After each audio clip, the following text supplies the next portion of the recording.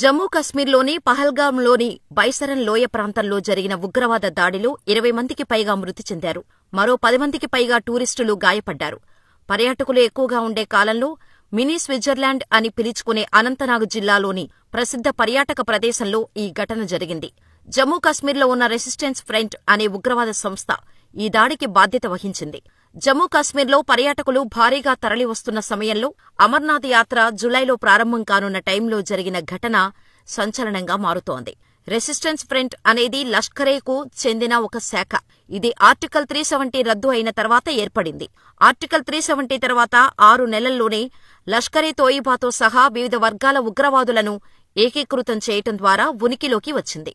2023 జనవరిలో చట్టవిరుద్ధ కార్యకలాపాల చట్టం కింద టీఆర్ఎఫ్ దాని సంఘాలను ఉగ్రవాద సంస్థగా హోంమంత్రిత్వ శాఖ ప్రకటించింది.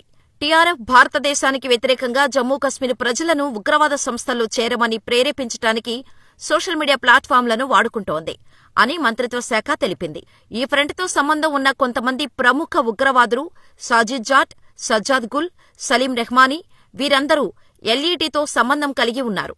మొదటి నుంచి లష్కర్-ఏ-తోయిబా ప్రతినిధిగా పరిగణించే ఈ టీఆర్ఎస్ పర్యాటకులు, మైనారిటీ కాశ్మీరీ పండిట్లు, లోయలోని వలస కార్మికులను లక్ష్యంగా చేసుకుని దాడులకు పాల్పడింది. ఈ బృందం గండెర్బాల్ జిల్లాలోని ఒక నిర్మాణ స్థలంలో బహిరంగ కాల్పులకు పాల్పడింది. అందులో 7 మరణించారు. బాధితుల్లో ఒక కాశ్మీరీ వైద్యుడు, కార్మికులు, ఒక కాంట్రాక్టర్ ఉన్నారు. ఈ దాడిన జరిగిన వెంటనే రివ్యూ మీటింగ్ నిర్వహించిన అమిత్ షా వెంటనే జమ్మూ కాశ్మీర్ బయలుదేరి వెళ్లారు. బాధితులను పరామర్శించనున్నారు. అధికారులతో సమీక్ష నిర్వహించనున్నారు. ఇలాంటి దాడులపై స్థానికులు భయాందోళన వ్యక్తం చేస్తున్నారు. ఉపాధికి గండి పడుతుందని అభిప్రాయపడుతున్నారు. ఈ ఘటన చాలా ఆందోళన కలిగిస్తోందని ప్రజలు అన్నారు. ఇది జరగకూడని పనిగా అభిప్రాయపడుతున్నారు. ప్రముఖ మీడియాతో మాట్లాడిన స్థానికులు ఈ ఘటన మాకు చాలా ఆందోళన కలిగిస్తోంది. ఈ దాడి కారణంగా మేము చాలా ఇబ్బంది పడుతున్నాం. ఇది అందరికీ నష్టం. ఈ దాడిలో ప్రాణాలు కోల్పోయిన వారి పట్ల చాలా విచారం వ్యక్తం చేస్తున్నాం. ఈ సంఘటన తర్వాత మేము కూడా ఆందోళన చెందుతున్నాము. మా ఏరియాకు వచ్చిన అతిథులు కూడా ఆందోళన చెందుతున్నారు. ఇలాంటివి జరగకూడదు అంటూ చెప్పుకొచ్చారు.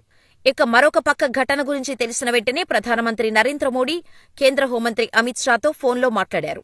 తగిన చర్యలు తీసుకోవాలని ఆదేశించారు. ఈ దాడి చేసిన వారిని వదిలిపెట్టబోమని ప్రధానమంత్రి నరేంద్ర మోడీ అన్నారు.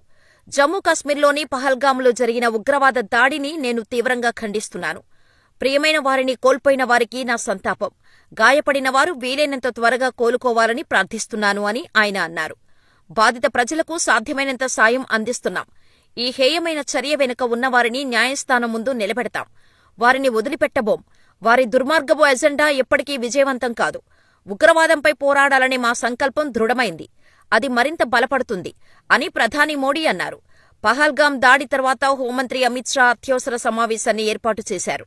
ఐబీ చీఫ్, హోం కార్యదర్శి సమావేశానికి హాజరయ్యారు. హోంమంత్రి ఈ ఘటన గురించి ప్రధానమంత్రి నరేంద్ర మోడీకి సమాచారం ఇచ్చారు.